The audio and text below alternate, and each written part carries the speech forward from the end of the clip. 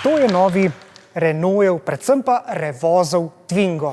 To je torej avto, ki bo pomagal poganjati dolenjsko in slovensko gospodarstvo in je ob uradni napovedi proizvodnje v Novem mestu požel val navdušenja. A samo dejstvo, da je Revoz dobil nov model, ni dovolj. Da bi ta avto prinašal dobrobit našemu gospodarstvu, bo moral biti tudi uspešen. Elektromotor novega Twinga, ki ima 60 kW moči, poganja prednji kolesni par.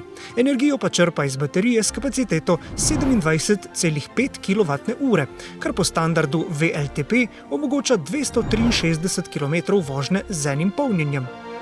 Baterija je prvič v primeru Renaultovih avtomobilov liti-železo-fosfatna. Ampak ko govorimo o poceni avtomobilih, zdaj že imamo nekaj poceni kitajskih električnih malčkov.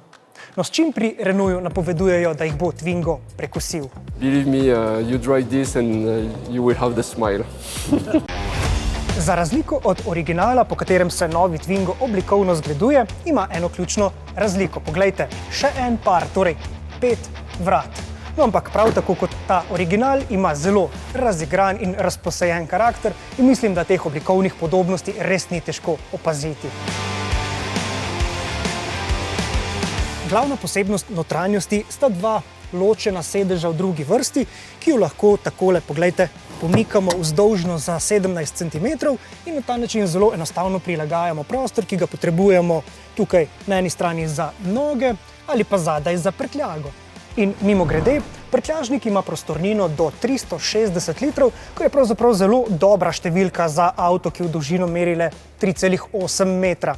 No, če pa boste to zadnjo klop podrli in boste podrli tudi prednji sedež, da se ga zložiti tako naprej, boste lahko v Twinga naložili kar do 2 metra dolge predmete. Na splošno pa je kabina po prvem vtisu prostorna celo bolj od pričakovanj, s čimer dobro sledi praktičnemu duhu originala. Ta je zaslovel zaradi svojega monobox dizajna, s čimer je bil pravi mikro-enoprostorec. In kaj še spominja na original? Poglejte ta velik rdeč gumb za varnostne utripalke. Tako kot pri originalu, ki ga je imel tukaj na vrhu armature, je ta zelo velik in izstopajoč, le da je v tem primeru nekoliko bolj moderen. Vsekakor pa je bil original povsem analogen, za razliko od povsem digitalnega novega Twinga.